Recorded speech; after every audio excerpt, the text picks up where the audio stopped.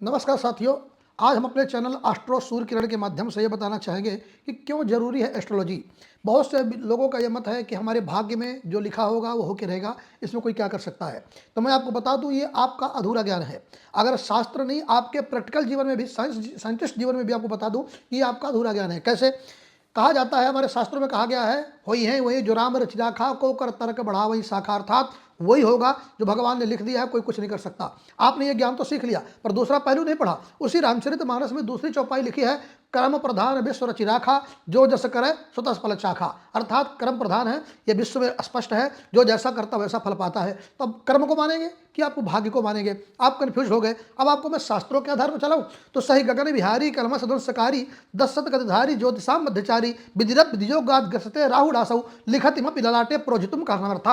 अर्थात भगवान सूर्य संसार को प्रकाशित करते हैं, परंतु भाग्यवश एक दिन राहु उनका जब ग्रहण करता है तो खुद प्रकाश के लिए तड़पते हैं, परंतु वो प्रयास करते हैं और उस अंधकार से बाहर निकल के फिर संसार को प्रकाश देने लगते हैं।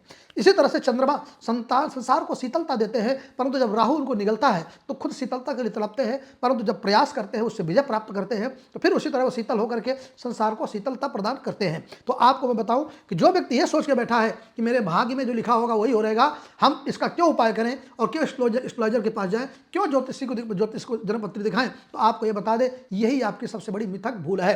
क्यों? ज्योतिष एक शास्त्र है, एक विज्ञान है, कोई धर्म नहीं। ज्योतिष एक टोटली मैथमेटिक्स है।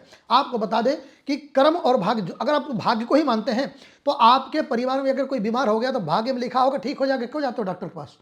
आप अपना कर्म करते हैं ना, तभी वो भाग्य फल मिलता है, वो मरीज ठीक होता है। ठीक इसी तरह से आपके भाग्य में लिखा है वो मिलेगा, परंतु आपको कर्म करना पड़ेगा, तभी आपको प्राप्त होगा। दवाई खानी पड़ेगी तभी आपका पेशेंट ठीक होगा, ऐसे नहीं ठीक होने वाला।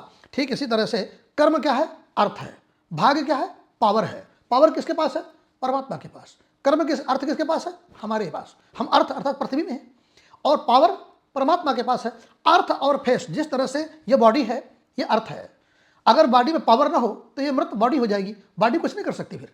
तो जब तक पावर नहीं आएगी, अर्थात आत्मा जब तक नहीं होगी, आत्मा पावर है, जब तक पावर नहीं आएगी ये आपकी बॉडी कुछ नहीं कर सकती है।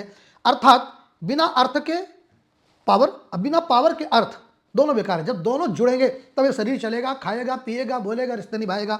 ठीक उसी तरह से जैसे दो लाइट होती है, एक अर्थ और एक फेस, जब अर्थ फेस दोनों मिलेंगे तभी जीवन में बल्ब जलेगा।